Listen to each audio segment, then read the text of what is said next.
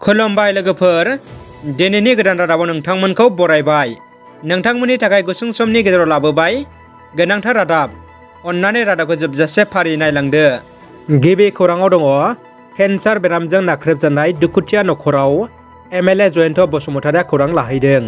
मैया एमएलए जयन्त बसुमतारिया बिस्बानि ओनसोलनि थागिबि 13 बोसोर बैसोनि साजन नार्जारि मुंनि गथ'साया आथिङाव केन्सार बायदि बेरामजों साग्लोबसार जानानै गोग्लैसोना थानायखौ खौरां मोननानै सुलाद लाहैयो। एमएलए बिथाङा नखरनि दिथागिरिफोरनो मावनांगौ बायदि सुबुरुन होबोयो आरो गावनि फारसेनिफ्राय जायफोर सरकारि मदद होनांगौ बैफोरखौ फैगौ समाव मोनहोनो आखायाव लानाय जागोन होनना खोथा होबोयो। सावगारियाव नुनाय जुलि जाखानाय हिन्जावा गोमाना दं। गसाइगाव महकुमानि सिङाव थानाय खुमगुरि गामिनि रमित मुसाहारिनि अनजालि बिसि उइना मुसाहारिया गोमाना दङ। मिथिनो मोननाय बायदिब्ला उइना मुसाहारिया 5 बोसोर बैसोनि उन्दै गथ'साखौ नागारना थांनाय 27 जानुवारि खालाराव ओंखारलांना न' फारसे गिदिंबोआखै। नखरनि सोद्रोमाफ्रा उइना मुसाहारिखौ फैफिननो खावलायदों आरो सोरबा नुसनोब्ला 7086225039 नम्बराव खौरां हरनो खावलायदों।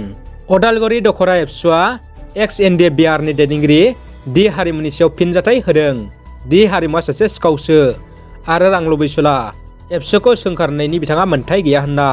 थांनाय 27 जानुवारि नैथि बिटिआर गोरोबथा सानाव दि हारिमु बिथांमोना खुद्रिनाय हाबाफारि लानायनि गेजेरजों एबसुनि आफादगिरि नेहाथारि एबा दैदेनगिरि बिथांमोना एसि रुम सिङाव थानानै खौरांगिरिफोरखौ लेंहरना बाथ्रा बुङो, गुबुनखौ सोंखारियो होननानै अजद दैखांनायखौ लानानै अदालगुरि दखरा एबसुनि दैदेनगिरि बिथांमोना बिसोरनि हेंथायै फिन महरै खौरां बिजोंनि गेजेरजों फोरमायो आरो एबसुखौ सोंखारनायनिफ्राय गोजानाव थानांगौ होनना बुङो।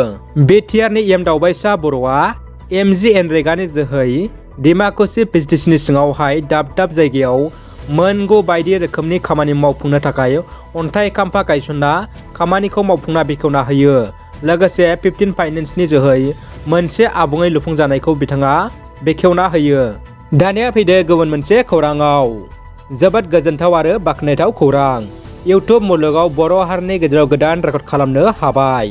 सुबुंफोरनि गोसोखौ रंजाहोनो हाग्रा बयजोंबो मिथिजानाय बर' फिसा बि बयसआ गिबिसिनै 10 लाख आबुं साबस्क्राइबार मोनना बर'नि गिबिसिन 1 मिलियन इउटुबार जानो हाबाय। गावनि गोब्राब नाजानाय आरो साहसनि बोलोजों बि बयसनि गेदेर जाफुंसारनाय।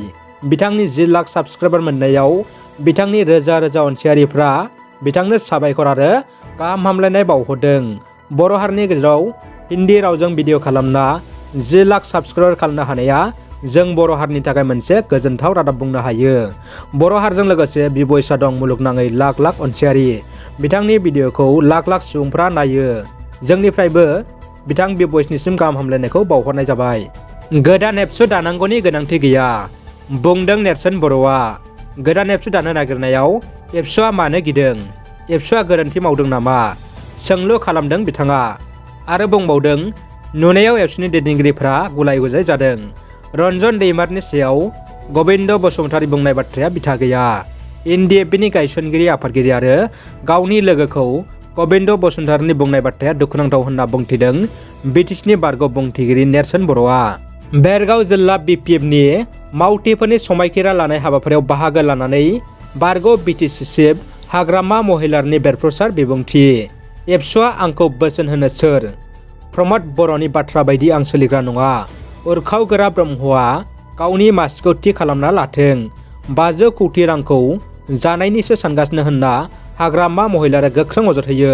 बिपिएफ आरो बिजेपि गोरोबथा जानायनि सायाव आसाम बिधान सभानि बुंथिगिरि बिस्वजित दैमारिनि गोनांथार बिबुंथि।